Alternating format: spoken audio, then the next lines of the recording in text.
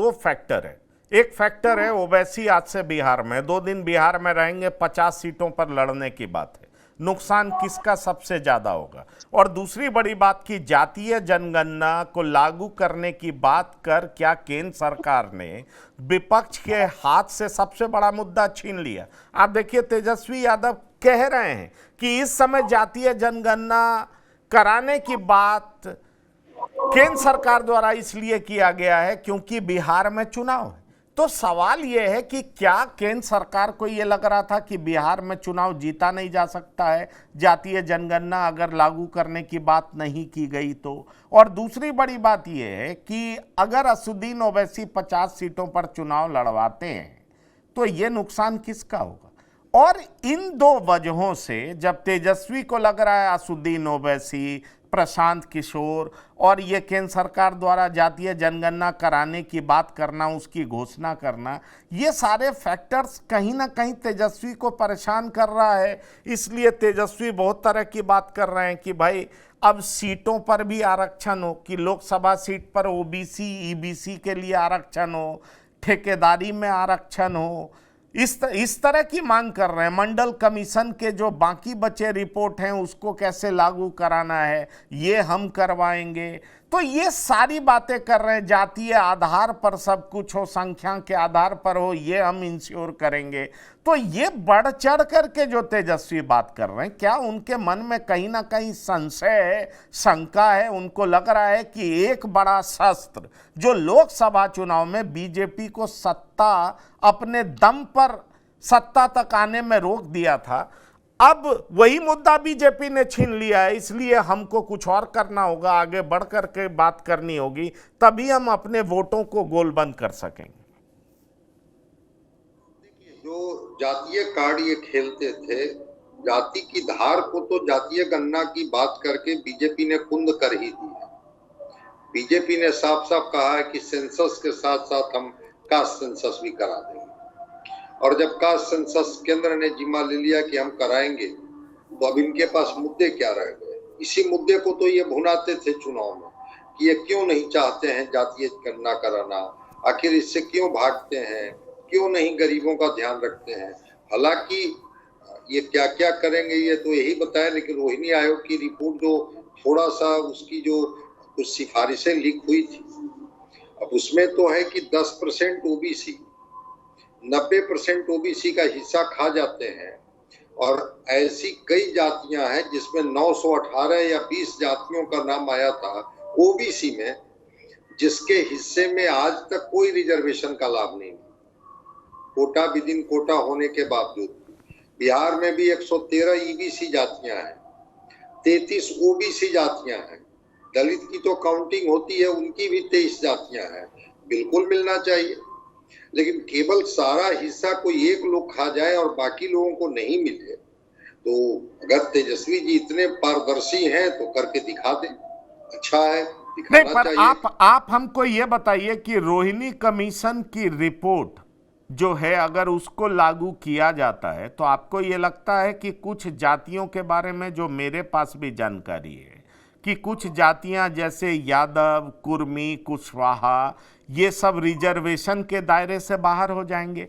जैसे कुर्मी में कई उपजाति है, जैसे धानुक है, ठीक है, वो रिजर्वेशन पाएगा, लेकिन अवधिया कुर्मी और जो समृद्ध कुर्मी समाज है, या कुशवाहा में जो समृद्ध उपजाति है, वो क्या रिजर्वेशन के दायरे से बाहर हो जाएंगे? स्वाभाविक है कि वो बाहर हो जाएंगे। वो जो कह रहे हैं कि अवधिया, घमैला, कोचैसा, वो इतने तरह की कुर्मी में भी सब जातियां हैं कि स्वाभाविक है कि जो लोग इसके लाभ ले चुके हैं और आर्थिक स्थिति उनकी काफी अच्छी हो गई है, शैक्षणिक स्थिति अच्छी हो गई है, सामाजिक तौर पर मजबूत हो गए हैं, इसी वजह से तो ये लोग एक क्लाउज लगाते हैं कि नहीं नहीं नहीं, नहीं, ये रिजर्वेशन सामाजिक तौर पर केवल आगे बढ़ाने का है, अभी हम सामाजिक तौर पर आगे नहीं बढ़े हैं, मतलब आर्थिक और शैक्षणिक की बात ये नहीं करते हैं। तो आने तो दीजिए। और आज तो मैं एक और एंगल देख रहा था कि जो बीजेपी जो पार्लियामेंट में बोल चुकी थी, इनके होम मिनिस्टर, कि हम का सेंसस किसी भी कीमत पर नहीं कराएंगे, आखिर क्या बस बिहार का चुनाव दिखा इन्होंने का सेंसस का अलाउ कर दिया? उसके पीछे जो एक एंगल उन्होंने बताया, वो बताया कि मुस्लिम जातियों की भी गणना होगी। मात्र 3% मुस्लिम जातियों में अपर कास्ट है, वो शेख, सैयद, पठान जो हैं, और बाकी जितने जिसको पसमानदा आप कहते हैं उनकी भी गिनती की जाएगी। और उनके यहाँ भी एक नियम है कि वो सब एक जाति, धर्म तो एक लिखते ही हैं, भाषा में सब पहली भाषा उर्दू लिख देते हैं। अगर उनका भी सब कैटेगरी होगा तो रिजर्वेशन का लाभ उनको भी मिलेगा। वो समाज को भी काउंटिंग करके और बताने के लिए बीजेपी ने इस तरह का मास्टर स्ट्रोक खेला है।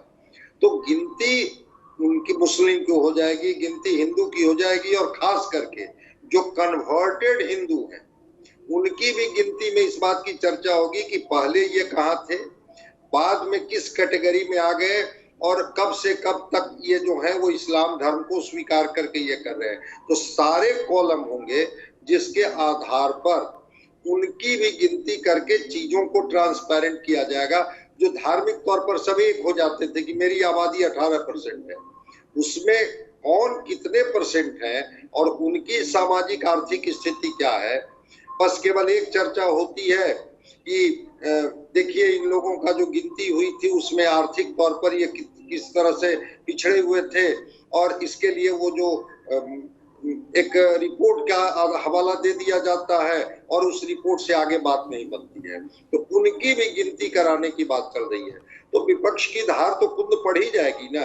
अगर जातीय गणना से या जाति गिन लेने से सारी कल्याणकारी योजनाएं वहां तक पहुंच जाती हैं, वो पिछड़े छूटे हुए लोग जो दौड़ में पिछड़ गए हैं वो सब लोग सामाजिक, आर्थिक, शैक्षणिक हर तरह से बराबरी का दर्जा पा जाते हैं।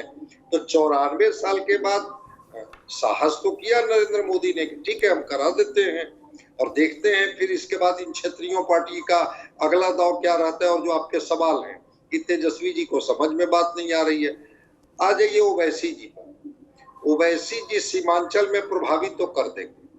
पिछली बार भी वो 5 सीट जीते थे, ठीक है 4 लोगों को आरजेडी ने तोड़ के अपने हिस्से में ले आया था और एक ही इनके बच गए हैं, अख्तरुल इमाम।